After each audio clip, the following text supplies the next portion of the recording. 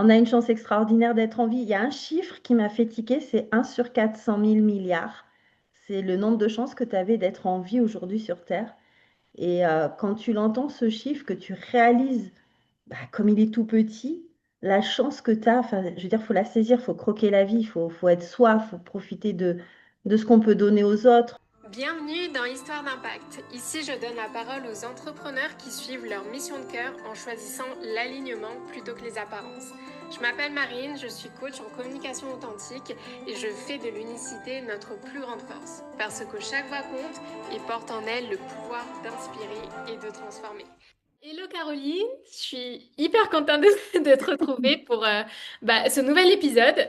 Et je suis d'autant plus ravie que c'est avec toi que vraiment va débuter cette aventure avec la chaîne YouTube. Et en plus, tu fais réellement partie de ces personnes qui m'inspirent euh, très naturellement par ton authenticité, ta bienveillance qu'on ressent, mais aussi par ton histoire. Donc j'avais vraiment envie de pouvoir mettre en lumière tout ça. Est-ce que tu es prête? Oui, merci. Bah, à toi déjà de me proposer ce genre d'interview que j'affectionne particulièrement. Je te remercie pour les compliments. Je peux t'en retourner un certain nombre. Et bah voilà, je suis ravie d'être là et j'ai hâte de voir toutes les questions que tu vas me poser. C'est pas préparé. J'espère qu'il n'y aura pas trop de bugs au niveau de mon langage et que ça te conviendra. On Tout va à tout donner. fait. En tous les cas, c'est en toute authenticité, toute spontanéité, c'est ça qu'on aime. Exactement. Ok, génial. On va commencer classiquement. Donc aujourd'hui, tu es coach business, mais au-delà de cette simple étiquette, si je puis dire, j'ai envie de savoir vraiment qui est Caroline. Caroline, avant même d'être coach business, c'est une maman. Parce que ça, c'est un rôle que j'ai choisi et dont j'ai toujours rêvé. Je voulais être maman très très jeune. Moi, si j'avais pu être maman à 18 ans, ça aurait été le bonheur de ma vie. J'ai deux grands garçons maintenant, de 18 et 15 ans, deux nouveaux diplômés dont je suis très fière. Je suis remariée, donc j'ai eu deux mariages. Le premier qui a été assez compliqué parce que j'étais avec une personne un peu toxique. Et le second dans lequel je m'épanouis et où je me révèle vraiment être moi-même et où en fait, voilà, c'est moi quoi. Voilà, Caro est dans la place maintenant et elle s'assume aujourd'hui alors que jusqu'à présent, je ne m'assumais pas. Voilà. Ok, on reviendra dessus, mais donc aujourd'hui, un deuxième mariage qui permet de te révéler, ça te révèle aussi dans ta posture de coach business, du coup. Bah oui, parce que je m'assume plus. Donc déjà, quand tu t'assumes, tu as un discours qui est beaucoup plus spontané, beaucoup plus naturel. Bon, je dis beaucoup de bêtises, mais ça fait rire tout le monde. Et cette joie, en fait, elle se communique aussi. Le bonheur se communique, la joie se communique, toutes les émotions se communiquent. Donc autant communiquer des choses positives. Et si tu les as pas autour de toi, bah, c'est forcément un peu plus dur. Justement, tu parles d'émotion. Quelle est l'émotion qui a le plus guidé ton parcours jusqu'ici, si on devait le résumer? L'amour. Ah, c'est beau. En un mot, l'amour, ouais. Mais vraiment l'amour des autres, l'amour de ma famille, l'amour de mon métier, l'amour, j'ai presque envie de dire de moi, en fait. Parce que si j'étais pas ce que j'étais au fond de moi, jamais je pourrais faire ce boulot de coach business. J'ai toujours aimé les gens, voulu les aider. Et voilà, donc je pense que ouais, l'amour, ça résume un peu tout ça. Génial. Et là, donc, qu'est-ce qui t'a vraiment conduite à faire ce que tu fais aujourd'hui? La vie, les expériences, beaucoup de choses. La première chose, c'est que je suis fille moi-même de commerçant artisan. Donc, j'ai vu tout de suite le revers de la médaille d'être à son compte, les galères, les prises de tête permanentes, la solitude, le fait d'être tout le temps au boulot et de galérer pour vivre, enfin, toutes ces choses-là. Les autres choses qui m'ont fait arriver là, c'est des drames. C'est le décès de ma meilleure amie qui avait 35 ans, c'est le décès de ma maman à 65, c'est beaucoup de... En 2 ans, j'ai perdu plus de 10 personnes proches, si tu veux. Et bah, du coup, l'urgence de vivre et de me réaliser et de comprendre que ben, la vie, elle était belle, elle était pourrie aussi parfois, mais on a une chance extraordinaire d'être en vie. Il y a un chiffre qui m'a fait tiquer, c'est 1 sur 400 000 milliards. C'est le nombre de chances que tu avais d'être en vie aujourd'hui sur Terre. Et quand tu l'entends, ce chiffre, que tu réalises comme il est tout petit, la chance que tu as, enfin, je veux dire, faut la saisir, faut croquer la vie, faut être soi, faut profiter de ce qu'on peut donner aux autres, faut avancer dans cette idée-là, en fait, d'épicurien et de croquer la vie, quoi, de faire des choses qui te font plaisir, qui te font... Moi, tu vois, rien qu'en disant, j'ai les poils, quoi. Pour moi, c'est une urgence de vivre. Et justement, cette vision-là, est-ce que tu l'as toujours eue un petit peu et elle s'est accentuée avec ce que tu as traversé après, ou c'est vraiment ces drames-là qui t'ont fait naître cette vision? L'urgence de vivre, Ouais. l'urgence de vivre, c'est vraiment les drames, franchement. Euh, L'amour des autres, c'est ancré en moi, l'envie d'aider les autres. Voilà, après, tu choisis un petit peu qui t'as envie d'aider. Donc, je peux pas dire je veux aider que des chefs d'entreprise. En fait, je veux aider la personne qui mouille la chemise, qui galère et qui mérite de s'en sortir. Voilà. Mais il y a vraiment ce terme aussi de mériter.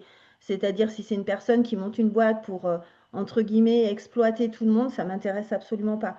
Mais celui qui a tout mis dans sa boîte, tous ses rêves, tout son argent, toutes ses croyances, toute cette volonté-là, et qui aujourd'hui se sont soit perdus, soit découragés, soit épuisés, soit démotivés, ou qui a un manque de clarté, comment je structure ma boîte pour y arriver, etc., et la rentabiliser, là, ça me parle, tu vois. Et du coup, quelle est ta valeur la plus forte, que ce soit dans ta vie et dans ton business? L'amour. J'y reviens tout le temps, hein. La valeur la plus forte, ouais, c'est l'amour. Alors dedans, tu as la bienveillance, tu as l'écoute, tu as un tas de choses. L'amour, c'est pas juste l'amour du grand amour avec mon mari, c'est pas le même amour, ni celui avec mes enfants, il est différent. Mais c'est ouais, le respect des gens, l'écoute, l'empathie. Ouais, je crois que c'est vraiment ce sous quoi je mets amour, quoi. C'est voilà, aimer l'autre sans attendre en retour. C'est vraiment de tout faire pour que lui s'en sorte et de lui donner les clés pour qu'il y arrive. C'est pour ça que ma boîte s'appelle Partenaire Clé. C'est vraiment ensemble, c'est un partenariat pour trouver les clés qui fonctionnent pour lui. Voilà. Et donc, tu l'as dit, enfant de parents entrepreneurs, toi, tu as commencé à travailler très jeune. Est-ce que tu peux nous en parler? Ouais, ben j'avais le berceau déjà dans le magasin, hein, faut pas rêver. Ma mère repassait entre deux tétés, servait les clientes, etc. Et moi, ouais, au primaire déjà, ouais, j'avais même pas 10 ans, je dis souvent 10 ans, mais c'est même vers 9 ans, je tenais le magasin toute seule. Je restais seule à l'appartement avec ma petite sœur qui avait 3 ans de moins que moi bien avant. Alors ça va te faire rire. Je pense que je devais avoir 6, ouais, à peu près 6 ans, ma petite sœur 3, dans les premiers temps où mes parents nous laissaient vraiment seuls. Et mon papa m'avait appris à composer les numéros de téléphone pour les appeler parce que le magasin n'était pas très très loin. Mais nous, c'était pas le téléphone bibi, tu sais, c'était celui-là. Grac, grac, grac. Alors, quand tu te plantais, il fallait raccrocher, faire recommencer tout à zéro. Enfin, c'était une angoisse, ce téléphone. Mais voilà, ouais, à 6, 7 ans, j'étais seule avec ma sœur. Et vers 9 ans, je tenais le magasin toute seule. Tu m'avais dit que cette période, ça avait, par rapport à donc d'autres enfants, toi, ça t'avait permis d'acquérir, donc heureusement ou malheureusement, je sais pas, beaucoup de maturité. Qu'est-ce que cette époque a concrètement planté en toi, si je puis dire? Ah, mon enfance, elle a planté. Parce que du coup, manque d'insouciance, manque, voilà, trop de responsabilités. Mais en même temps, c'était la normalité pour moi, si tu veux. Tu vois quand c'est pas normal, le jour où tu te confrontes à la vie des autres. Tant que tu es dans ton univers, que tu as grandi toujours comme ça, pour toi, c'est normal. Ça a planté la graine que j'ai balayé depuis. Mais on n'arrive jamais rien sans rien, il faut vraiment bosser dur pour s'en sortir. Voilà, ça, c'est des choses que... On est une... Enfin, je m'estime être une génération qui n'a pas envie de revivre ce que les parents avaient, c'est-à-dire que vraiment, le travail, c'est toute ta vie et le reste passe derrière, autour, mais pas au centre. Aujourd'hui, mais je ne suis pas la seule à être comme ça, Dieu merci. On a envie d'un équilibre. Et que tu sois salarié ou chef d'entreprise, cet équilibre, il faut impérativement le trouver. Parce que sinon, tu sacrifies beaucoup trop de choses et tu t'en rends compte beaucoup trop tard. Et après, tu peux ramer, quoi. C'est compliqué. Est-ce que toi, quand tu t'es lancé à ton compte, tu as tout de suite su que tu voulais justement pas reproduire ces erreurs de charbonner, réellement, comme peut-être tu avais vu tes parents, ou tu as fait ces mêmes erreurs? Alors, ma vie s'est découpée en plusieurs étapes. Donc, j'ai été salariée pendant 6 ans dans de l'esthétique, en parfumerie. Et après, à 25 ans, quand j'ai vu que la situation, j'allais rester simple vendeuse, alors c'est pas une critique, mais ça me correspondait pas, j'avais besoin de responsabilité, d'entrepreneuriat, etc. Quand j'ai vu que ce poste-là ne s'ouvrirait jamais pour moi comme ça, j'ai décidé de prendre un congé sabbatique d'1 an et de rentrer dans la boîte familiale. J'arrivais à 25 ans. Mes parents étaient dans une période un peu compliquée au niveau boulot. Ils étaient démotivés, fatigués, la perte du goût, tu vois. Et pourtant, pas le choix, quoi. Il fallait bien payer les factures. Ils avaient tout mis dans leur boîte. Donc, voilà. Donc, je suis arrivée avec mon énergie de 25 ans. On a tout retravaillé, on a bossé. Voilà, j'ai mis les mains dedans. J'ai fait tous les postes, absolument tous. Je pense pas qu'il y en ait un seul que j'ai pas fait. De la production à la gestion, au management, la relation clientèle, fournisseur, etc. et la comptabilité. Et, et en fait, ben, automatiquement, tu reproduis un petit peu les schémas qui sont liés à ton éducation, hein.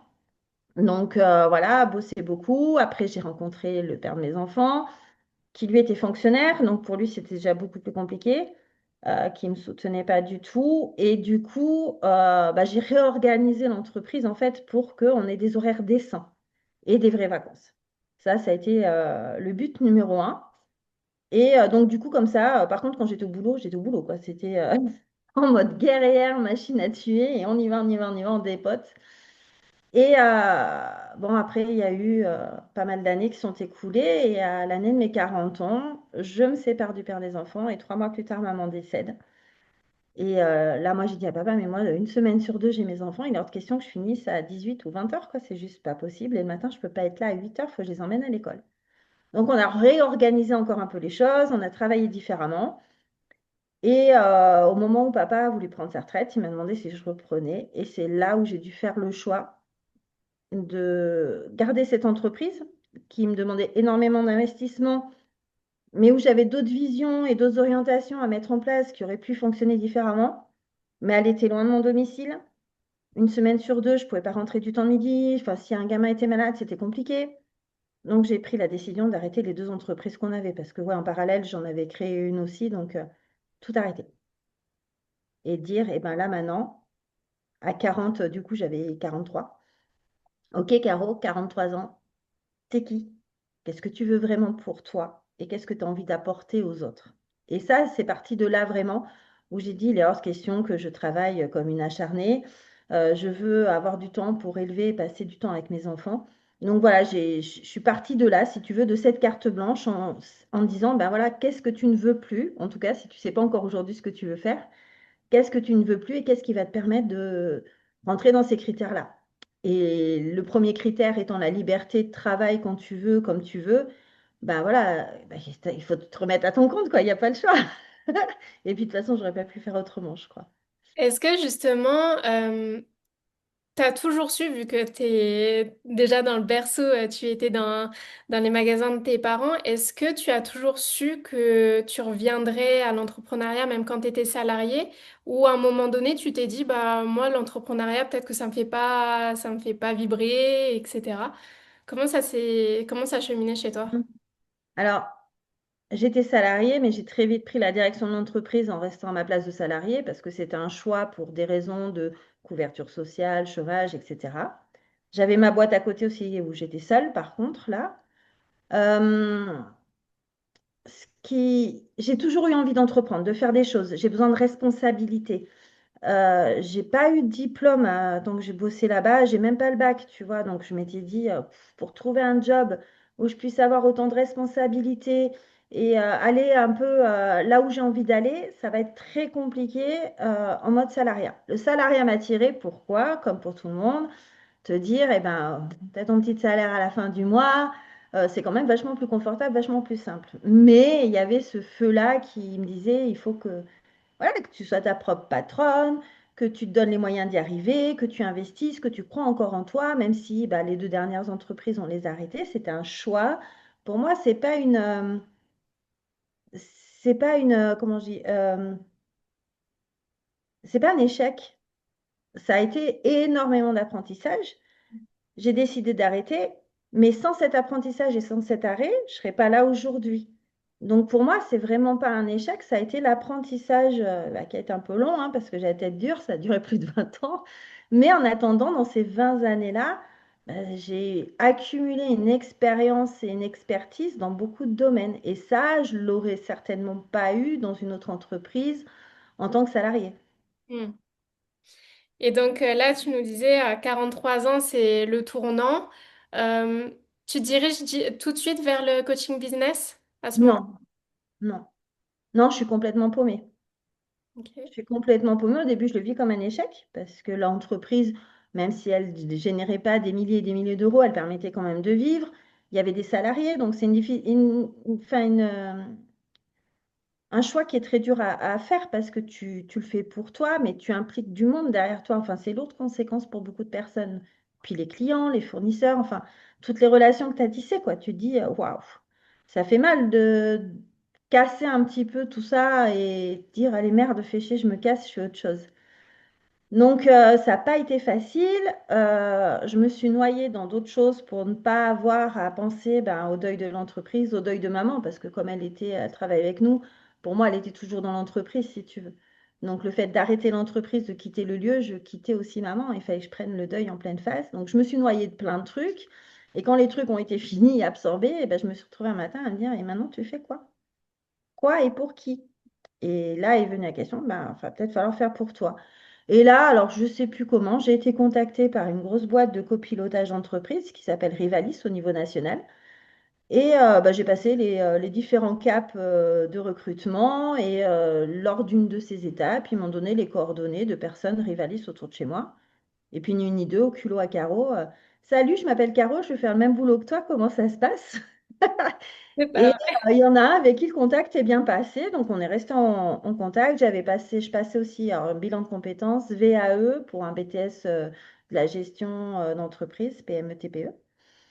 Et lui, il m'a dit, bah, écoute, si tu veux pas le faire à ton compte, je t'embauche. Je te la fais courte. Au final, j'ai accepté son offre et il m'a embauché. Donc, il a fini de me former et puis j'ai pu attaquer tout de suite dès janvier. Et après, pour des raisons personnelles et pas des problèmes de relation à proprement dit. On n'était pas sur le même tempo. Lui, il était, vas-y, il faut que tu enfonces des portes, il faut que tu sois ci, il faut que tu sois là. Moi, je ne supporte pas, je le vis comme une agression quand je suis de l'autre côté du comptoir. Et quand c'est à moi de le faire, j'ai l'impression d'agresser les gens. Donc, non, je ne veux pas faire comme ça. Je sais que ça va être plus long, plus dur, mais je vais travailler que sur de la reco, que sur des choses comme ça, des rencontres, enfin, saisir des opportunités, être opportuniste dans ce sens-là. Et du coup, en septembre 23, j'ai créé Partenaire Clé. Voilà. Ouais, donc c'est relativement récent. Là, quand tu repenses à tout ce parcours, à cette petite fille de 9 ans qui tenait déjà l'entreprise presque, mature très tôt, euh, qu'est-ce que tu admirais chez elle à son âge? Et si elle te regardait aujourd'hui, qu'est-ce qu'elle admirerait chez toi? Alors moi, ce que j'admirais chez elle, c'est sa débrouillardise. Enfin, franchement, m'en suis toujours sortie toute seule. Quand je suis partie de chez mes parents, pareil, j'ai rien demandé. J'étais en contrat de qualif, c'était la galère financière, mais je m'en suis toujours sortie toute seule, toujours trouvé des plans B, C, D, F, G, enfin voilà. Donc sa débrouillardise. Et elle, si elle me regardait aujourd'hui, je pense qu'elle me dirait, je suis fière de ce que tu es devenue. Je pensais pas un jour être comme ça. Voilà. Comment comme ça? Assumer. Estimé. Hmm. Assumer, tu vois, j'ai un papa qui était très patriarcal dans son éducation, donc les enfants ne devaient pas parler, quoi que tu dises, t'étais pas à ta place, fallait pas faire de vagues, enfin toutes ces choses-là. Et aujourd'hui, bah, j'ai fait valser tout ça, quoi. Enfin, j'ai envie qu'on me voit, j'ai plein de choses hyper intéressantes à dire, et voilà, et c'était des choses qui m'étaient pas permises, enfant.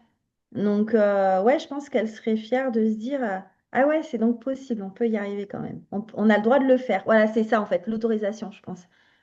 Elle serait heureuse de voir que je m'autorise d'être ce que je suis. Ça a été quoi les premiers pas vers cette autorisation et comment tu as réussi à affronter, euh, à combattre en fait tout ce qu'on t'avait inculqué pour finalement prendre ta place aujourd'hui? Alors, la première chose, ça a été mon divorce. Parce que bah, quand tes parents ont toujours vécu ensemble, quand toi, tu as un idéal de vie de famille, tout envoyer valser à 40 balais et c'est pas évident.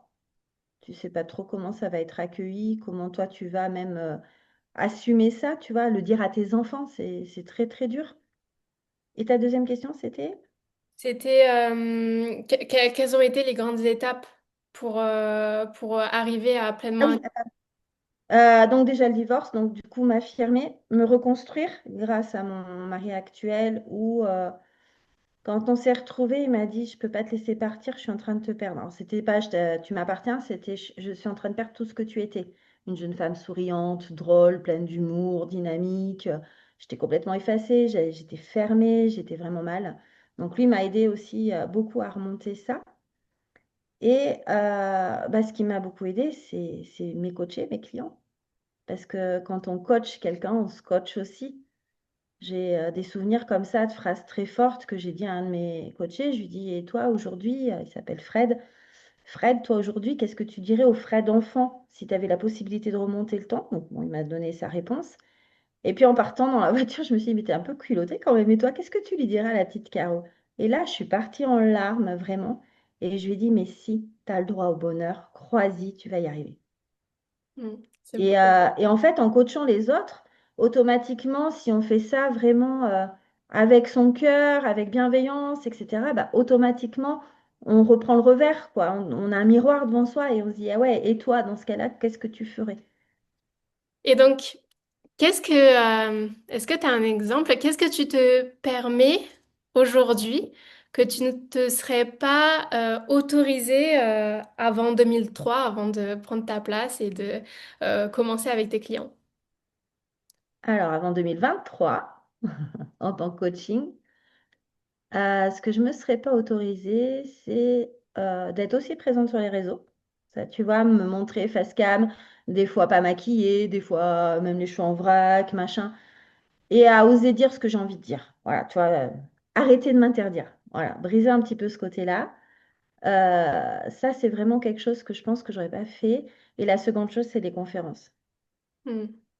Je fais des conférences, j'en ai fait pour des laboratoires pharmaceutiques, des salons pro, enfin voilà. Et jamais j'aurais pensé pouvoir faire ça. Pas parce que je n'ai pas d'aisance, je sais que ça m'est facile de parler, voilà, je suis assez facile sur ce sujet-là. Mais parce que bah, ça t'oblige à te mettre en avant et qu'on m'a toujours dit, mais non, fais pas de vagues, reste derrière, fonds-toi dans la masse. Donc voilà, je pense que c'est ces deux choses principales qui ont fait que ça a Et vraiment changé.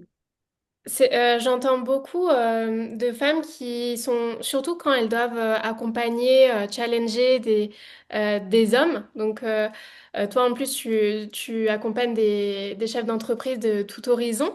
Est-ce que est-ce que tu as déjà eu peur de peut-être ne pas être prise assez au sérieux en tant que femme, en tant que coach? En tant que coach, oui. En tant que femme, non, parce que j'ai jamais mis de barrière à ce niveau-là et je pense que la valeur que l'on a et ce qu'on peut apporter aux autres suffit en fait comme justificatif. Donc, j'ai pas eu de frein, si tu veux, homme-femme. J'ai eu le syndrome de l'imposteur, je l'ai encore parfois qui remonte aussi comme ça, hein. Je crois que c'est un travail de toute une vie. Même si tu sens que tu as, brisé un peu le truc, c'est toujours là, sous-jacent, comme le vieux pull, tu sais que tu as dans l'armoire et que de temps en temps, tu lèves un t-shirt et tu fais, il est là, merde, j'ai cru que je l'avais viré.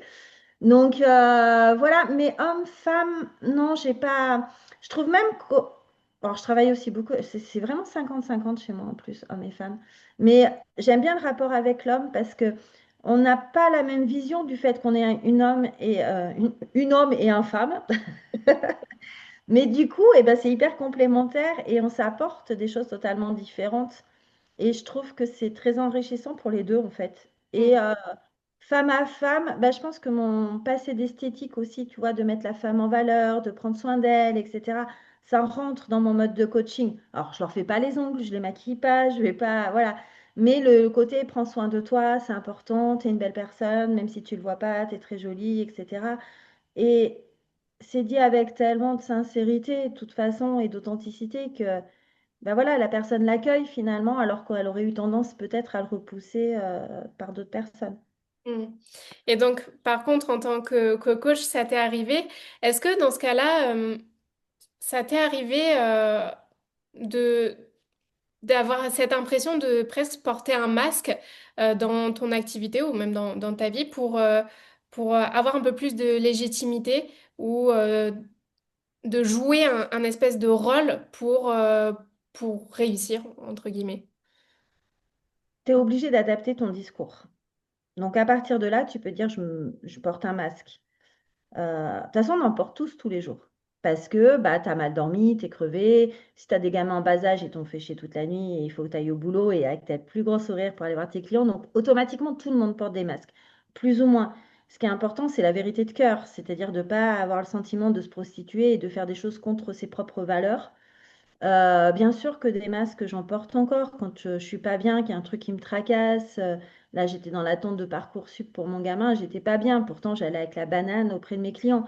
Euh, j'ai été obligée un peu de modifier ma façon aussi de communiquer parce que j'avais une communication très tournée, très empathique. Et je me suis rendu compte que les gens, en fait, ils m'associaient plus, je pense, à un coach de vie qu'à un coach business parce que je parlais très peu business, parce que pour moi, l'important, c'est le chef d'entreprise lui-même. Le boulot, il va suivre derrière automatiquement si la personne est bien. Donc, j'ai travaillé ça différemment. J'ai commencé à parler de 7 piliers, de méthodes, voilà, de ramener à des choses un peu plus dans le vocabulaire business, en fait. Mais c'est pas parce que j'ai changé moi, mais parce que ben, il faut aussi montrer cette casquette-là. Quand on est chef d'entreprise, des casquettes, des masques, on en a 15. On est comptable, on est commercial, on est communicant sur les réseaux sociaux, on est manager, enfin, on est banquier, on est comptable, on est absolument tout. Donc, on est bien obligé aussi à un moment donné d'assumer ces différents rôles, des rôles qui nous sont plus ou moins faciles, mais des rôles qui sont de toute façon indispensables. Et tu peux pas avoir la même tenue quand tu es manager que quand tu vas discuter avec ton banquier et ton comptable. Tu n'as pas déjà les mêmes vocabulaires, tu n'as pas la même attitude, tu n'y vas pas pour les mêmes choses. Donc automatiquement, il faut s'adapter. Mais pour moi, c'est pas se travertir ou c'est pas tu vois, se métamorphoser. C'est vraiment pas ça du tout l'idée. C'est juste de s'adapter à l'interlocuteur, à la situation et à nos attentes en fait. Mm. Et Hyper mettre de l'intention dans tout ce qu'on fait. bien. Mm. Et du coup, aujourd'hui, donc là, tu nous dis vraiment, toi, ce qui t'importe, c'est le chef d'entreprise en lui-même. C'est quoi donc ta mission aujourd'hui? Ma mission, c'est de permettre au chef d'entreprise d'être aligné avec son projet, de trouver des stratégies, une structuration qui lui convient en fonction de toutes ses envies et de ses rêves. C'est vraiment d'aligner un peu tous. Les 7 piliers, c'est simple, c'est les finances, la stratégie, la structuration, la communication interne, la communication externe, tout ce qui va être modernisation, automatisation et la vie perso du chef d'entreprise. Donc le but, c'est vraiment que ces 7 éléments-là tournent autour de lui et pas qu'il soit à bout de bras en train d'essayer de les tenir pour pas que ça se casse la gueule. Voilà, l'image, si tu veux, ça serait ça. C'est vraiment de faire en sorte d'avoir ces 7 piliers qui le servent, qui sachent les lever, les monter, les actionner quand il faut, mais qui n'ait plus la sensation de tout porter à bout de bras et puis le sortir de sa solitude, parce que c'est pas toujours évident de parler de ses problèmes à qui que ce soit. Finalement, le coaching, c'est ton outil, c'est ton moyen d'action. Mais si on regarde euh, d'un plus grand œil, c'est pas très Ouais, français ce une que je vision dis. plus large. Voilà. J'ai du mal à structurer dans ma tête ma question, mais quelle est, selon toi, ta mission qui va au-delà même de tes accompagnements et qui guide presque ta manière d'être et de faire dans ce monde? Alors, je sais pas si je réponds à côté, tu me diras. Euh, Mon truc, c'est vraiment la personne à part entière. L'accompagnement, le consulting, etc., tous mes outils à moi servent en fait l'individu. Et, euh, et du coup, c'est ça en fait ce qui va me différencier d'un coach normal de vie, etc., c'est que je vais m'intéresser à l'entreprise. Ce qui va me différencier du coach business qui va être très consultant, c'est d'apporter cette touche de coaching pour que la personne soit bien dans ce qu'elle fait. Hmm. Je sais pas si c'est Donc, clair. donc toi, clairement, ce que tu recherches, c'est finalement l'épanouissement, le bonheur du chef d'entreprise à la fois dans son pro et... La sérénité, la sérénité et la banane. Voilà. ok. Les deux trucs que je recherche, c'est vraiment ça. Le fait qu'il soit serein, qu'il ait la banane quand il vient au boulot, qu'il en vient à nouveau de tout défoncer et qu'il arrive à vraiment en vivre de façon la plus équilibrée, sereine possible. Toi, à quel moment tu as compris que justement toute ton expérience, euh, toute ton expérience et aussi l'expérience de tes parents, ça allait pouvoir nourrir les autres? Peut-être parce que je suis moi-même une chef d'entreprise depuis très longtemps et que du coup, je connais les difficultés, les douleurs de chacun, pas juste parce que je les ai lues, mais parce que je les ai vécues et je sais très bien l'impact que ça a sur toutes les dimensions de la vie du chef d'entreprise. Je pense que c'est ça. Et ce qui m'en a fait prendre vraiment confiance, c'est la personne que j'avais rencontrée via Rivalis, qui m'a mis tout ça en lumière dans le nez en me disant, mais tu te rends compte, toi, tu as déjà vécu ça, tu as déjà fait ci, tu as déjà fait là, tu connais ci, tu connais ça. Et avec ton empathie, ta gentillesse et ta façon d'aborder les gens, mais tu peux que aider et réussir vraiment là-dedans. Ok, top. Euh, Est-ce qu'il y a une situation particulière avec un de tes clients ou une de tes clientes qui t'a vraiment touché, bouleversé, marqué et qui résume un petit peu ton approche? Il y en a plusieurs. Euh, Il y en a plusieurs. La première que j'ai envie de citer, c'est une femme, Anne, qui m'a dit, tu m'as sauvé la vie. Elle me dit, mais comprends-moi, tu m'as sauvé la vie, pas j'allais me tuer, mais tu as sauvé ma vie pro, tu as sauvé ma vie perso, j'ai retrouvé un équilibre avec mon mari, sacrément avec mon gamin. Enfin voilà, elle a retrouvé sa place, elle a retrouvé la sérénité qui fait qu'elle est disponible pour sa famille. J'ai Fred qui lui m'a dit, punaise, Caro, ça faisait 15 ou 20 ans qu'il était à son compte. Il me dit, j'en avais ras-le-bol, j'étais plus motivée pour m'engager dans de nouveaux projets. Et grâce à toi, ben, j'ai créé ce nouveau showroom. Enfin, chacun a sa petite histoire derrière, si tu veux. J'ai une cliente qui avait le rêve d'avoir son propre resto et qui avait vraiment pas les finances. Et aujourd'hui, bah, elle n'a pas son propre resto, mais elle a fait des travaux pour plus de 100 000 euros pour avoir l'outil un peu plus adapté et qui se rapprochait au maximum de ses rêves. Donc toutes ces réussites-là, mais c'est ça qui nourrit, quoi. Ouais, c'est vraiment incroyable de voir l'impact que ça peut avoir quand on est accompagné. Qu'est-ce que... Déjà, pardon. Pardon, non, je te laisse terminer. Non, quand tu es chef d'entreprise, très souvent, tu as la tête dans le guidon et tu n'as pas le temps de te poser et de réfléchir à de la structuration, à toutes les choses que j'ai dit, de la stratégie, etc. Donc le fait de se poser avec quelqu'un qui t'amène un regard extérieur, qui a une expertise de par sa propre expérience, mais également l'expérience de ses clients, ben, ça te permet aussi de poser un petit peu les choses, de voir différemment et d'essayer des choses différentes auxquelles tu n'aurais même pas pensé. Pas parce que n'étais pas capable d'y penser, mais juste parce que tu prenais pas le temps de te poser les bonnes questions. Et quelle est la plus grande transformation d'un de tes clients qui t'a apporté la plus grande transformation pour toi, en tant que coach ou en tant que maman, en tant que personne, peu importe. Euh, je fais le tour un peu vite fait dans ma tête, mais je pense que je vais reparler d'Anne en fait. Euh, Anne, elle m'a apporté la plus grande satisfaction. Quand je l'ai rencontrée au début, c'était une femme incroyable qui ne le voyait pas, qui donnait énormément aux autres, quitte à se pénaliser, qui avait des problèmes de santé, donc qui ne pouvait pas fournir un travail 8 heures d'affilée par jour, 5 jours par semaine. Enfin, c'était assez compliqué. Et quand je l'ai rencontrée, elle était au bord du burn-out. C'est-à-dire que je l'ai eue au téléphone, elle pleurait. Je lui ai dit, mais qu'est-ce qui se passe, Anne? Elle me dit, mais tu te rends pas compte, je dois aller voir mon comptable. Je lui fais, et? Elle me dit, mais j'ai tellement l'impression de me faire avoir, j'y comprends rien, que bah, ça me panique, je sais que je vais ressortir encore avec plus de questions. Donc voilà, on a travaillé tout sur entre autres sur ce plan-là.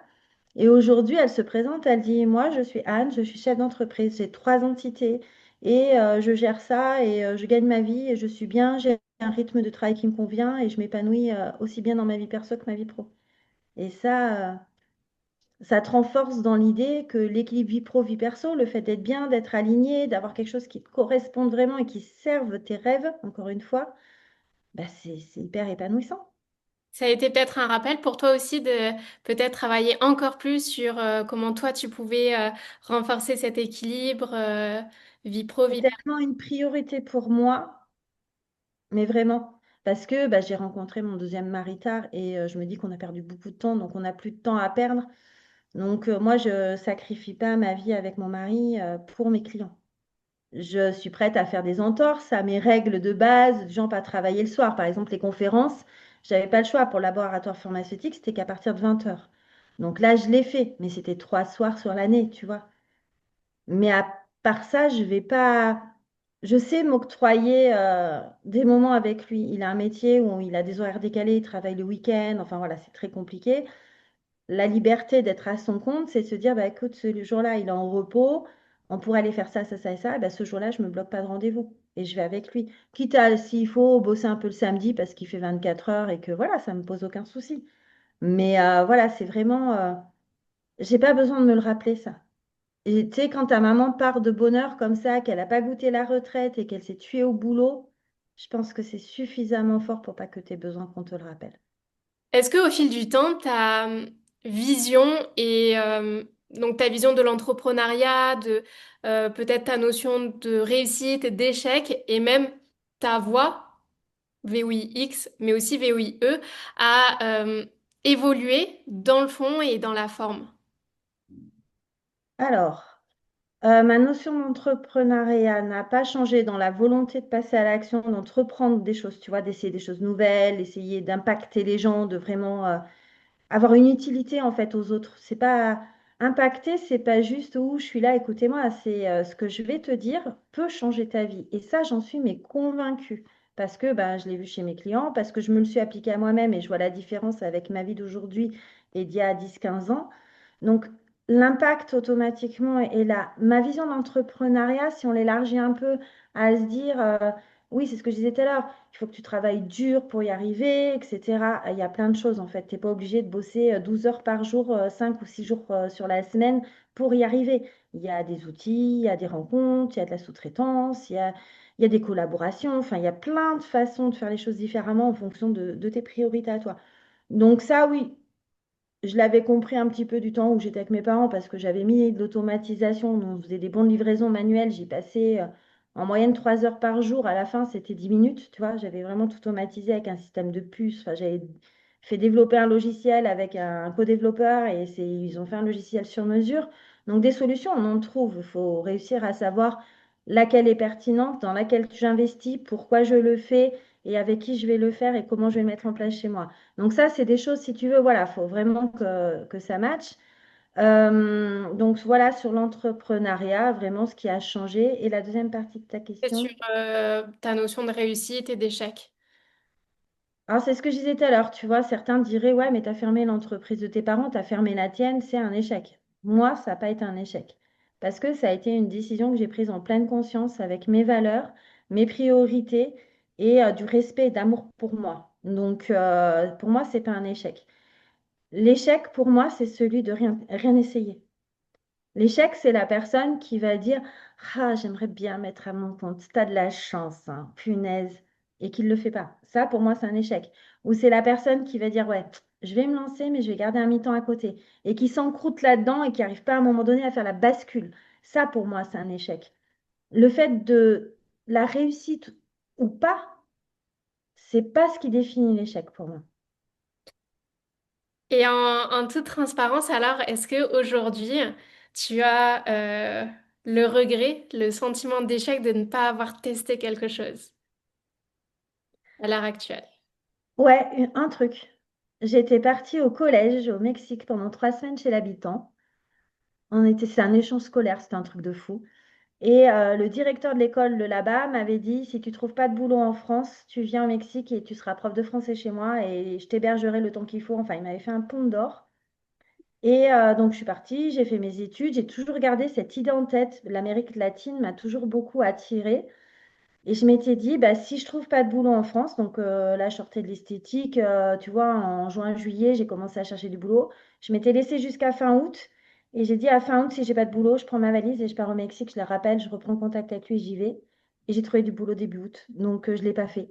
Et ça, ouais, je pense que c'est le plus gros regret de ma vie pour l'instant. Je sais pas si ça aurait été mieux ou pas, hein, mais je rêvais de cette vie-là. Tu vois, dans mon idée, c'était aller bosser 3, 4, 5 ans dans cette école et d'après en profiter pour aller visiter toute l'Amérique latine, tu vois, même en stop. Je m'en foutais, moi, à l'époque. Voilà, quand tu as 18, 20 ans, tu crains rien, quoi. Même si c'est juste de l'inconscience parfois. Donc voilà, ouais, ça sera peut-être le regret parce que ça m'a toujours beaucoup attiré, cette culture hispanique du côté de l'Amérique latine, enfin même l'Espagne, mais puis la langue, j'adore parler l'espagnol. Donc, Ah bah ouais, encore un qu'est-ce point que commun avec toi, c'est pareil, j'ai toujours aimé. bon, on va finir en espagnol sur la fin de de l'interview. Désolée tout le monde. Et donc ça veut dire que là, dans ton business et dans ta vie, même dans ta vie privée finalement, tu t'autorises à écouter tous tes élans du cœur, à vraiment te fermer à aucune opportunité dont tu parlais tout à l'heure. Où il y a certains moments où tu vas quand même avoir une petite voix et tu la fais taire parce que c'est pas le bon moment, parce que on a d'autres priorités, ça rentre pas dans le business, des choses comme ça. Je suis une grande épicurienne et je suis une grande opportuniste, mais pas dans le sens profiter des autres, dans le sens de saisir des opportunités.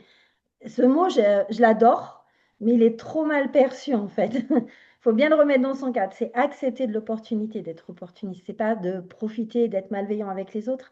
Et du moment que l'opportunité, pardon, est en lien avec mes valeurs et avec ce que j'ai envie d'apporter, tu vois, aux autres, j'hésite très peu. Je Mm. suis assez fonceuse en fait là-dessus. Autant il y a des trucs, je sais m'arrêter, autant là-dessus, si c'est un élan du cœur, j'ai pas. Ça, j'ai beaucoup à apprendre de toi, même si, même si aujourd'hui je l'écoute beaucoup. C'est vrai que pendant un moment, la joie, c'est ce qui me manquait le plus dans mon business, parce que bah, comme toi, je croyais qu'il fallait travailler dur pour réussir, et donc tout ce qui pouvait procurer de la joie, c'était pour plus tard. Tu sais ce que je fais avec mes clients et puis même avec des amis quand ils n'ont pas la niaque comme ça, on se fixe des mini-objectifs, mais par palier. Et à chaque palier, on met une récompense différente. Et je dis, mais on va y mettre du fun, on va se le faire en mode concours, on va se le mettre, on va s'appeler, on va se motiver. Et puis la taille de la récompense évolue et très souvent on la partage en fait au final. Et du coup, bah, ça te permet de passer à l'action parce qu'en fait, le plus gros danger du chef d'entreprise, c'est celui qui a 20 000 idées mais qui fera jamais rien. Et ce passage à l'action, il y a des moments où il n'est pas facile à faire. Même moi, des fois, tu sais, moi, je me rappelle en septembre, j'ai eu une grosse coupure, j'ai presque pris un mois. En septembre, j'y arrivais plus. J'y arrivais plus, j'avais plus envie, j'avais plus. Tu sais, puis quand tu travailles de chez toi, moi je travaille de mon domicile.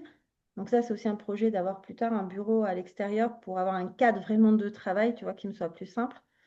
Euh, voilà, c'est ce passage à l'action qu'il faut relancer. Tu as l'impression de relancer la machine. Et les premiers coups de pédale, ils sont tellement durs à faire. Après, une fois qu'ils sont en place, ça avance. Mais si tu arrives à faire des petits coups de pédale en mode copine ou copain, et on se met des petits challenges, et on se marre, et on se tient au courant des trucs, et on vanne celui qui n'a pas réussi, et puis voilà. Mais voilà, il faut que ce soit fait dans la bonne humeur. Et bah, c'est ce que j'ai fait un peu avec toi. Quand la première fois qu'on a communiqué, j'ai dit, OK, t'as envie de faire une chaîne YouTube, eh ben, on y va quand? Avec qui tu veux la faire, cette première interview? Et c'était vraiment ce rôle. Bon, allez, tu l'as dit, maintenant tu le fais quand? Pose ta line. Si tu poses pas ta date, tu ne passes jamais à l'action. C'est clair. Et moi, je l'ai remarqué, c'est que souvent, les choses qui me faisaient le plus kiffer, mais où je savais que c'était la bonne voie à prendre, bah, c'est forcément là où on a le plus peur aussi. Et donc, on repousse. Mais c'est vrai que tu parlais beaucoup de solitude. Moi, j'en ai beaucoup souffert aussi. Et c'est vrai que de pouvoir s'entourer d'entrepreneurs qui aiment se challenger ensemble sans qu'il y ait cet esprit euh, compétitif, malsain en tout cas, Mm. mais vraiment que ce soit challengeant pour chacun. Et nous aussi, on a ce système de, bah, on a une petite cagnotte et on se fait un resto à la fin pour ça. Et en fait, c'est hyper stimulant et ça, c'est très chouette. Il y a deux choses quand tu as du mal à passer à l'action. C'est l'engagement, c'est-à-dire dire à quelqu'un ou à plusieurs personnes ce que tu veux faire, de mettre des objectifs avec la récompense derrière et dire pour quand c'est, mettre vraiment une temporalité. Et pas te mettre des objectifs de fou à des distances pas croyables. Si par exemple, je dis n'importe quoi, ton objectif, c'est de pouvoir aller faire un voyage comme moi, tiens, au Chili, tu vois. Et je me dis, bah, ça, je le ferai dans 5 ans. Si je me dis ça, Mais jamais j'y arriverai parce que c'est trop d'argent, comment je vais économiser ça? J'ai mon gamin qui part faire ses études, j'ai ci, j'ai là, machin. Par contre, si je me dis, bah écoute, pour y arriver, tu dois faire tant par an, tu dois mettre tant de côté par an. Donc du coup, bah, au trimestre, ça représente ça. Déjà, le trimestre, tu vois, au niveau dimensionnel, c'est quelque chose que tu arrives à garder facilement un peu en tête. L'année, déjà, c'est plus compliqué. Donc, faire des mini-étapes qui servent ton objectif final, mais des mini-étapes qui te donnent envie de les passer. Et à travers, bah, voilà, d'y mettre du fun, d'y mettre des jeux, d'y mettre des récompenses, d'y mettre ce que l'on veut dedans, mais quelque chose qui, voilà. Et puis de l'engagement, de le dire aux autres. On n'a tellement pas envie de décevoir ceux qu'on aime que qu'on leur a dit à telle date j'aurais fait ça, bah, si tu l'as pas fait, tu as une paire de boules comme ça. Donc je peux te garantir qu'avant la date, tu vas tout donner pour y arriver. Et même si tu n'y arrives pas, tu es passé à l'action et tu as avancé. Et même si tu n'as pas mesuré cette évolution-là, elle existe. C'est elle qui va te permettre de repasser à un autre objectif légèrement plus haut, un peu plus sur la marche du dessus. Donc, finalement, un objectif, c'est chouette si on le réussit, mais c'est surtout, il a la valeur de te faire bouger, de te faire aller dans le sens où tu veux aller. Mm. Et c'est hyper important ce que tu dis de s'engager auprès des autres, parler de ses projets, etc. Mais on a aussi une croyance, alors je ne sais pas si elle est bonne ou mauvaise, et je ne sais pas si c'est propre à la culture française ou pas, mais il y a aussi ce truc de, on entend beaucoup, il faut avancer en silence, il ne faut pas parler de ses projets, déjà pour pas attiser la jalousie, j'entends aussi certains qui ont peur de l'éventuelle concurrence, qu'on vole les idées, etc. Comment on fait pour trouver Ah, le juste équilibre, du coup? ouais. Alors, le truc, c'est de savoir à qui tu l'as dit. Déjà de base, évidemment que sur les réseaux sociaux, je vais pas crier. Mon objectif, c'est de trouver 25 nouveaux clients d'ici la fin de l'année. D'abord, d'une, ça serait irréalisable. De deux, ça colle pas du tout à ce que j'ai envie de faire. Donc voilà. Mais par contre, si je le dis à ma meilleure amie, bah tiens, j'ai besoin, ou à toi par exemple, où on arrive à être en synergie régulièrement, te dire, bon allez Marine, tu te poses quoi, toi, comme objectif? Bon allez, moi je me mets ça. Toutes les deux, c'est pas une histoire de concurrence, c'est juste une histoire, voilà, je sais que tu vas pas me piquer. Et puis je vais te donner, je vais pas te dire par quel moyen forcément je vais y arriver. Parce Mm. que ça, il faut que ça soit intrinsèque, il faut que ça te motive, il faut que ça te donne envie de le faire. Donc, même si tu partages un objectif avec quelques personnes, tu ne le partages pas avec tout le monde, on est bien d'accord, et tu ne vas pas révéler forcément le moyen que toi, tu as choisi pour toi pour y arriver. C'est juste des chiffres à la fin. Trois nouveaux clients, d'avoir pris une journée de congé supplémentaire par semaine, d'avoir été au cinéma avec ton gamin parce que ça fait déjà 6 mois que tu lui dis que tu y vas et puis tu n'y vas jamais. C'est très con, les objectifs. Il y en a plein, il y en a des simples, il y en a des plus durs. Le tout, c'est qu'à la fin, ils servent l'objectif final. Et avant que j'oublie, puisque ma feuille commence à se remplir un peu dans tous les sens, tout à l'heure, justement, tu parlais sur l'équilibre, le temps, etc., que toi, tu sacrifiais pas, ou en tout cas, c'est vraiment l'une de tes valeurs de pas laisser passer le pro au-dessus du perso. Combien d'heures tu travailles en moyenne par semaine? En moyenne, je fais un gros mi-temps. Je dois même pas faire 2 tiers de temps. Je dois faire un gros mi-temps aujourd'hui. Ok. Euh, Et tu as pour objectif de maintenir ce rythme ou de continuer à le réduire ou de l'augmenter? Alors, dans un premier temps, pas le réduire, l'augmenter. Ça, c'est clair et net. Euh, Après, à la longue, tu vois, mon mari, il a 10 ans de plus que moi. Quand lui sera à la retraite, je sais pas. Après, je lui ai dit, tu sais, moi, je peux, parce qu'on a le rêve de partir voyager. Je dis, moi, du moment que j'ai une connexion Internet, je mène mon ordi, je travaille un jour sur deux, ou je travaille 2 jours sur 3 de la semaine, ou 3 jours sur les 2 jours sur les 5 jours de la semaine. Et je bosse de n'importe où, en fait. Donc, j'ai aussi organisé ça, si tu veux, dans ce but-là, c'est de me dire, je veux pas me retrouver bloquée quelque part. J'ai envie d'avoir, même si je le fais pas, d'avoir cette possibilité de liberté de partir, de voyager, d'organiser mon temps pour pouvoir vraiment équilibrer et faire en fonction de nos envies et pas seulement de ce que l'on doit faire. Hmm. Aujourd'hui, tu accompagnes principalement des chefs d'entreprise qui sont en plus sur des business présentiels ou distanciels? 50-50. J'ai monté un programme de groupe qui est 100% en ligne parce que j'ai des clientes. C'est un petit groupe que je voulais, donc j'ai pris que 4 personnes. J'en ai une qui est du côté Strasbourg, une à Marseille, une qui est du côté de la Bretagne et l'autre qui est dans le sud-ouest. Donc tu vois vraiment les 4 coins de la France. Donc là, du coup, pas le choix, ça va être du distanciel. En 1 à 1, j'ai qu'un distanciel pour l'instant, parce que bah, ça ne s'est pas trouvé plus que ça. Mais après, tu vois, j'avais beaucoup de freins avec le distanciel au début. J'y croyais pas. Je me disais, mais avec le distanciel, tu n'arriveras pas à créer cette qualité d'échange, cette intimité finalement. Et bah, le fait d'avoir fait ces conférences et d'avoir monté ces entretiens, où j'ai fait tous mes entretiens par téléphone, alors avec vidéo par contre, mais j'ai réussi tout de suite à accrocher avec la personne et inversement. Donc je me dis, en fait, c'était une croyance limitante. Aujourd'hui, la technologie nous enlève toutes ces barrières-là. Et bah, ça serait dommage de s'en priver, Ouais. à mon sens. Là, aujourd'hui, quand tu regardes un petit peu tous les profils de chefs d'entreprise que tu as accompagnés ou même que tu peux euh, juste côtoyer, quelle quelle est la situation commune dans ce qu'ils traversent? Qu'est-ce qui revient finalement le plus souvent dans leurs obstacles et leurs questionnements? Alors, ce qui revient très souvent, c'est la personne n'a pas forcément de vision, de mission et d'objectif réel vraiment posé, très souvent. Euh, et tu as celle qui a la sensation d'avoir déjà tout essayé, de se donner à fond et de ne pas y arriver. Donc, de la lassitude, du découragement, de la solitude, tous, la solitude. Euh, ouais, puis souvent des personnes qui sont limite burn-out, tu vois, tellement qu'elles en ont ras-le-bol, quoi. Elles ne vont pas te le dire tout de suite parce que le chef d'entreprise a plein de croyances, il a un ego un peu surdimensionné et il le faut, c'est pas une critique. Et du coup, il croit qu'il doit toujours se montrer fort, toujours montrer savoir qu'il sait, qu'il maîtrise, etc. Et moi, je mets beaucoup de vulnérabilité là-dedans. Et au contraire, je trouve que c'est très positif avec ces équipes quand on se montre un peu vulnérable et qu'on dise, voilà, il y a tel et tel truc qui fonctionne pas bien, j'arrive pas à trouver une bonne solution qui me satisfasse et qui pourrait vous satisfaire vous. Est-ce qu'aujourd'hui, on peut prendre un temps pour brainstormer un peu ensemble, de voir si vous, vous avez des pistes différentes? Et ceux qui arrivent à mettre ça en place avec les équipes, bah, les équipes sont super soudées. Les gens viennent avec la banane au boulot parce qu'ils savent que bah, le patron, c'est un être humain et que des fois, lui aussi, il est en difficulté, mais il sait qu'il peut compter sur chacun de nous. Enfin, ça met vraiment une confiance hyper importante dans les équipes aussi. Donc voilà, c'est un petit peu tout ça, si tu veux, où j'aurais tendance à bien bosser.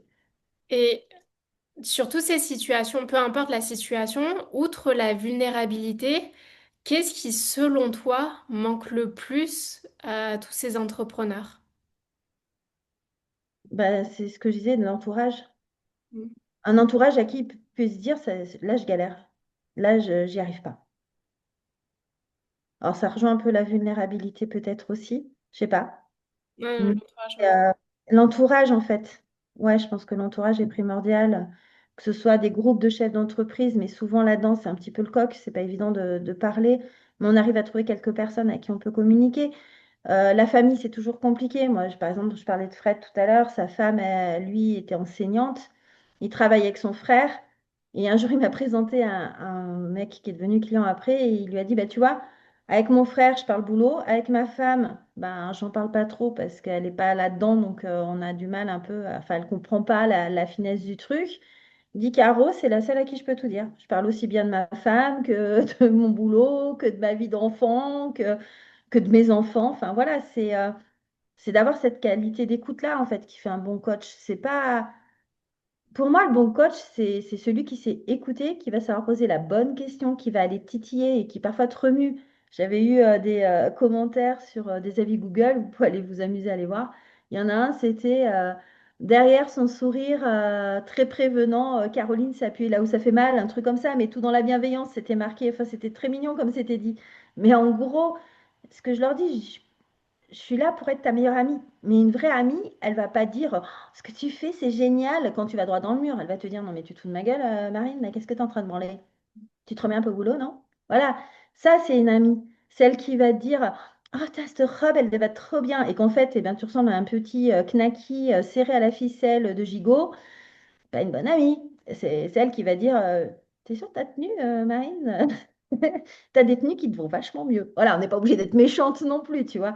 Mais voilà, l'idée, c'est ça, c'est vraiment d'avoir un environnement de confiance et où tu sens que tu peux tout lâcher et que tu sais que tu risques d'en prendre plein la gueule. Mais c'est jamais méchant, c'est jamais agressif. et c'est toujours pour ton bien à toi, te servir toi. On a besoin de gens comme ça. Celui qui te caresse tout le temps dans le dos, il t'aide pas à avancer.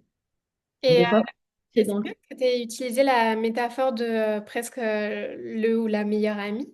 Mais je sais que certains aiment garder quand même une certaine distance pour tout en allant en profondeur, etc. Mais justement pour pas rentrer dans ce cercle d'intimité qui peut parfois enfin pour certains poser problème.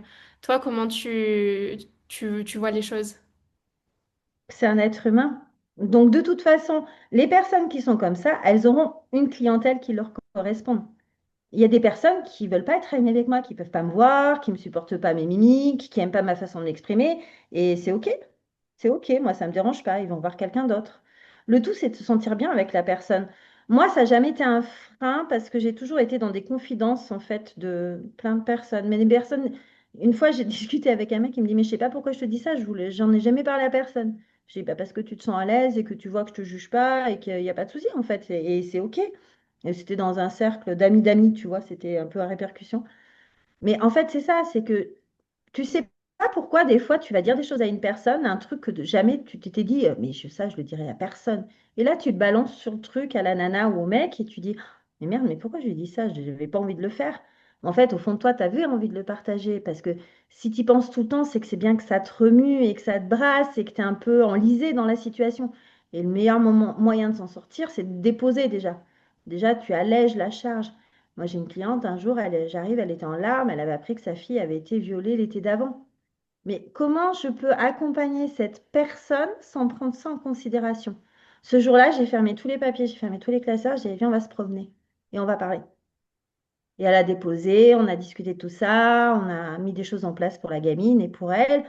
Mais voilà, ça, c'est être humain à 100% et de se dire que le chef d'entreprise, il est pas résumé que par sa performance d'entreprise. Non, c'est un très très beau rappel. Finalement, ça revient un peu à ta mission que tu vas avoir auprès des chefs d'entreprise, mais s'il y avait une chose, qu'est-ce que tu voudrais Comment j'arrive à formuler ça? Laisse-moi structurer. Allez. Qu'est-ce que tu ne veux plus jamais voir dans le monde de l'entrepreneuriat? Qu'est-ce que tu aimerais plutôt ne plus jamais voir? Il y a plusieurs choses. La première, c'est ce que j'aimerais plus entendre, c'est que les chefs d'entreprise, c'est tous des connards, ils sont là pour exploiter les autres et se faire du fric grâce aux autres. Ça, c'est un truc qui m'horripile parce que c'est des personnes qui savent pas ce que c'est que l'entrepreneuriat et qu'est-ce que c'est que d'être à son compte, de mettre toute son économie là-dedans, toute son énergie, toute sa famille, tout son temps, tout ça. Donc ça, c'est un truc, ça me dérange beaucoup. L'autre chose que j'aimerais ne plus entendre dans l'entrepreneuriat, c'est j'y arriverai jamais. J'y arriverai jamais. Ok, mais ça veut dire quoi? Qu'est-ce que tu n'arriveras pas? Et pourquoi tu dis que tu n'y arriveras jamais? Qu'est-ce que tu as déjà essayé? Est-ce que tu veux qu'on en parle, qu'on aille plus loin, qu'on en aille trouver d'autres solutions, qu'on teste des trucs complètement barges et voir si ça marche ou pas? Et souvent, c'est la solitude qu'il y a derrière, en fait, qui est hyper pesante, là, encore une fois, quoi. Mm. Et on parle beaucoup là vraiment de... on a beaucoup employé le terme chef d'entreprise, etc. Mais en tout cas, moi, j'ai une grande partie de mon audience qui est composée aussi de coachs, de thérapeutes, qui sont peut-être au début de leur chemin entrepreneurial ou des entrepreneurs qui cherchent à contribuer, à avoir de l'impact. Ce sont des personnes qui, bah, comme toi et moi, ont beaucoup de profondeur, ont beaucoup de sensibilité, beaucoup d'expertise aussi, mais qui, bah, peut-être contrairement à toi, n'ont pas forcément été baignés dans la culture de l'entrepreneuriat, etc. Et donc, c'est pas qu'ils sont pas capables de réfléchir comme des entrepreneurs, mais c'est ils n'adoptent pas cette posture, ou en tout cas, ils ne l'assument pas. D'ailleurs, moi, j'en ai fait partie au début. Qu'est-ce que tu aimerais leur dire à ces personnes? Alors, j'ai envie d'ouvrir, bien sûr, à ton audience, mais même au-delà, en fait. C'est-à-dire que quelqu'un qui décide d'entreprendre, il a envie de faire quelque chose qui lui offre la liberté de temps, la liberté de choix, la liberté de plein de choses, de construire. Et tous les chefs d'entreprise, tous les solopreneurs, tous les entrepreneurs le font sans aucune formation. parce qu'elle n'existe pas. C'est pas de votre faute, elle n'existe pas. Donc, automatiquement, eh ben, on devient, je sais pas, on monte son entreprise de maçonnerie parce qu'on a un très bon maçon et qu'on en a marre de travailler pour un patron, qu'on a envie d'être son propre patron. Voilà le rêve de départ. Et en vrai, on ne sait pas toutes les casquettes qu'il y a derrière, tout ce qu'il va falloir monter en compétences, apprendre, galérer, se casser les dents, comment on fait pour rebondir, etc. Mais c'est normal, il n'y a pas d'école une fois de plus. Donc l'idée, bah, c'est de vous faire entourer au maximum. Alors soit dans des réseaux de chefs d'entreprise avec des chefs d'entreprise beaucoup plus avancés que vous, mais qui auront vraiment cette bienveillance la plupart du temps pour vous conseiller, pour vous montrer quelques petites ficelles. Évidemment, je vais faire ma pub. Il y a moi, moi ou quelqu'un d'autre, en tout cas un coach business qui lui va vraiment vous faire donner les clés au niveau mindset, posture, porter des casquettes, monter en compétences, expliquer des choses. Parce que des fois, quand on est chef d'entreprise, quand tu parles à ton comptable, il y a des trucs que tu ne piges pas ce qu'il dit, quoi. Il te parle de résultats, il te parle de BFR, il te parle de marge, ok, mais tout ça, ça se comprend. Il n'y a rien de sorcier. Parfois, il faut juste dire à ton comptable, écoute, parle-moi comme si j'avais 8 ans parce que je ne pie pas un mot de ce que tu me racontes. Et en règle générale, rien qu'en faisant cette demande-là, la personne se met un petit peu à un niveau un peu plus bas qui te permet de comprendre. Mais eh ben, il faut oser, il faut s'affirmer, il faut oser demander, il faut oser dire non parfois. Et tout ça, eh ben, ça s'apprend, c'est pas dans l'éducation qu'on a eue avec nos parents ou dans notre vie professionnelle en tant que salarié qu'on apprend ça. Donc, soit tu continues tout seul et tu y arriveras, j'en suis persuadée, mais ça va te prendre beaucoup plus de temps, tu vas faire plus d'erreurs, ça va être plus long, mais tu vas y arriver. Soit tu décides eh ben, d'aller chercher du conseil, chercher de l'accompagnement, et ce que je peux te garantir, c'est que tu iras plus vite, plus haut. Voilà, c'est tout. On n'est pas, j'ai pas de baguette magique à dire, allez, bricadabra, demain tu seras là. Si tu as envie de bosser, si tu es OK pour te remettre en question, si tu as envie d'essayer des choses nouvelles, si tu as envie de t'engager avec quelqu'un, eh ben, je suis là. Sinon, tu peux faire ta route tout seul, il n'y a aucun souci. Si tu te donnes les moyens, je suis sûre que tu y arriveras. Et toi, quel a été le plus gros, le meilleur conseil ou le plus gros déclic que un mentor, peut-être un coach à toi, enfin quelqu'un qui t'a accompagné sur ton chemin entrepreneurial, quelle est la meilleure chose qu'on t'ait apprise ou qu'on t'ait déclenché? Alors ça va être, ouais, si, la plus belle chose qu'on m'ait dit, parce que même encore aujourd'hui, j'ai un petit peu du mal avec ça, c'est de me dire, mais tu te rends pas compte comme tu as un leadership de fou. Tu rayonnes, les gens, tu les attires. Je ne le vois pas, je ne le vois pas. Et ça, tu vois, il faut encore que je le travaille. Comme quoi, même à 47 balais, bah, il faut continuer d'avancer, de cravacher et de se remettre en question. Et j'ai aucun problème avec ça. J'adore l'autodérision, j'adore qu'on m'envoie des vannes et que j'en envoie et que ça se passe bien parce qu'on sait par qui c'est dit et comment c'est dit. Et ces genres de petites piques-là où tu dis, mais pourquoi ils voient ça de moi, quoi? Moi, j'ai grandi à pas faire de bruit, à pas faire de vagues et on est en train de me dire, mais tous les gens viennent vers toi. Et ce qui est drôle, c'est que j'ai une copine où on était au collège ensemble et elle m'a dit, mais c'est marrant, tu l'as toujours eu ça. Et moi, au collège, je me sentais seule. Je me sentais seule. J'avais pas un groupe d'amis de fou du tout. Je me sentais vraiment presque exclue, tu vois. Donc, ça, j'arrive pas à le comprendre. Hmm. Donc, gardez toujours en tête, et ça, c'est la conclusion un petit peu de cet apprentissage, gardez toujours en tête quand tu veux pas te mettre en photo, quand tu veux pas te mettre en vidéo, quand tu oses pas t'exposer à tel et tel endroit, prendre la parole dans un lieu public ou peu importe, le regard que tu as sur toi ne sera jamais celui que les autres porteront sur toi. Et toutes les qualités que eux verront, toi, tu ne les verras absolument pas. Et en règle générale, la vision qu'ont les autres de toi est beaucoup mieux que celle que tu as de toi, parce que la personne la moins empathique envers toi-même, c'est toi-même. Donc voilà, donc faut pas avoir peur de ce qu'on renvoie, parce que ce qu'on renvoie est souvent plus beau que ce que l'on perçoit de soi-même. Hmm. Très belle conclusion. Et je t'avais demandé aussi le meilleur conseil qu'on t'ait donné, qui t'a aidé. Crois en toi, Hmm.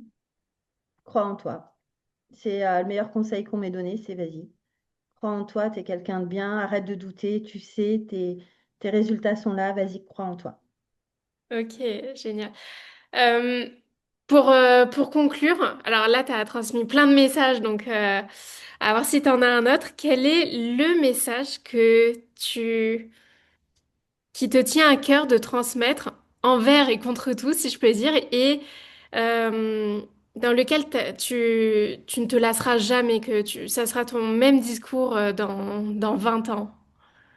Alors, il y a une phrase, il y a plusieurs phrases que j'aime beaucoup. Il y en a une, c'est à l'impossible, nul n'est tenu, qui reprend un peu l'idée de ils ne savaient pas que c'était impossible, donc ils l'ont fait. Et il y a la phrase de Bouddha. Alors, je vais l'écorcher un peu parce que j'ai pas la phrase sous les yeux à vous lire, mais en gros, c'est si tu as un problème qu'il n'a pas de solution, t'inquiéter ne te sert à rien. Si tu as un problème et qu'il a une solution, t'inquiéter ne te sert à rien. Donc, relâche un peu, vas-y, fonce, teste, amuse-toi et ça va aller, quoi. Il n'y a rien d'irréversible si ce n'est la mort, j'ai Mm. envie de dire. Et c'est vraiment, mec, croque la vie. C'est profite, amuse-toi, mets du fun et prends plaisir dans tout ce que tu fais. Alors, il y a des choses qui sont moins drôles, hein, mais la compta, l'administratif, voilà. Mais ça fait partie du jeu et c'est ça qui permet bah, de suivre tes résultats, de progresser et d'avancer. Ok, bah écoute, merci pour tout ton partage qui a été très très riche, encore une fois, avec Puis on une leadership recommence, j'adore. naturel. Merci à toi, Marine, c'était toujours super chouette. Ouais, Merci. merci beaucoup et je suis profondément touchée par la manière dont tu incarnes aussi tout ce que tu transmets. Donc pour ça, merci beaucoup et pour tous ceux qui voudront retrouver les coordonnées de Caroline, je mettrai dans la description. Merci, Marine, merci à tous. Et Merci. puis, bah, baissez pas les bras. Tant que, tant que le sifflet n'a pas sonné, la partie n'est pas finie. Merci d'avoir écouté cet épisode d'Histoire d'Impact. J'espère que ça vous a touché, inspiré ou réveillé quelque chose en vous. Si c'est le cas, pensez à laisser un like et à vous abonner pour ne rien manquer des prochaines histoires. Et surtout, n'oubliez pas, votre voix peut vraiment faire bouger les lignes. Alors je vous dis à très vite pour une nouvelle histoire.